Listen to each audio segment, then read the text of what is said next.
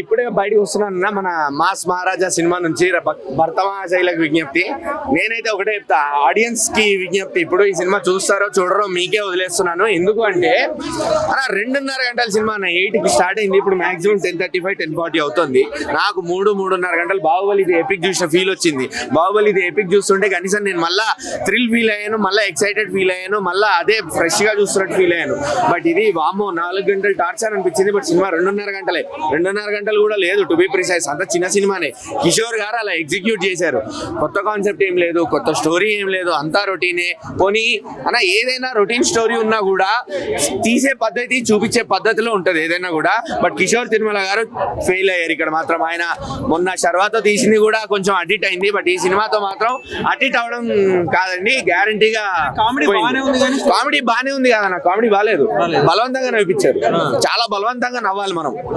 ఇది జోకా, సరే నవ్వాలా అని చెప్పి. కనీసం జబర్దస్త్ పంచులున్నా నవ్వుతుండేనేమో కానీ వాటికన్నా ఘోరంగా ఉన్నాయి, వాటిని మించిపోయి. చాలా ట్రెండీ డైలాగ్స్, ట్రెండీ నడుస్తున్న టాపిక్స్. ఒక స్క్రీన్ ప్లే పద్ధతిగా లేదండి. ఇప్పుడు మీరు ఒక మంచి ఎంగేజింగ్ స్టోరీ తీసుకుని వచ్చారు, రొటీన్ స్టోరీ. ఆఫ్ కోర్స్ మీకు వైఫ్ తో అంత మంచి రిలేషన్ ఉన్నప్పుడు మీరు ఒక ఎఫ్ఐఆర్ పెట్టుకున్నారు, ఇంట్లో దొరికిపోయారు.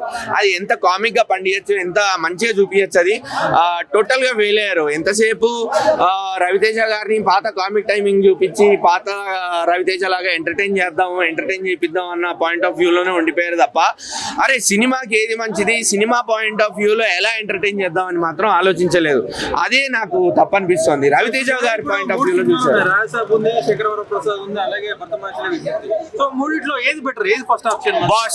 బాస్ అనిల్ రావిపూడి గారు, బాస్ హ్యాట్స్ ఆఫ్. అంతే, అనిల్ రావిపూడి గారికి హ్యాట్స్ ఆఫ్. ఆయన కూడా రొటీన్ స్టోరీలతోనే వస్తారు, ఆయన కూడా రొటీన్ కామెడీనే తీస్తారు. కానీ ఆయన చూపించే పద్ధతి, జనాలకి పల్స్, జనాల మీద ఉన్న పల్స్ తెలుసు ఆయనకి. ఫ్యాన్స్ పల్స్ అవనివ్వండి, ఆ ఫ్యామిలీ ఆడియన్స్ పల్స్ అవనివ్వండి. మీరు F2 నుంచి చూడండి, F2 అనే కాదు, ఆయన తీసిన ప్రతి సినిమా చూడండి. ఒక చిన్న కాన్సెప్ట్, మనం లైఫ్ లో జరుగుతున్న కాన్సెప్ట్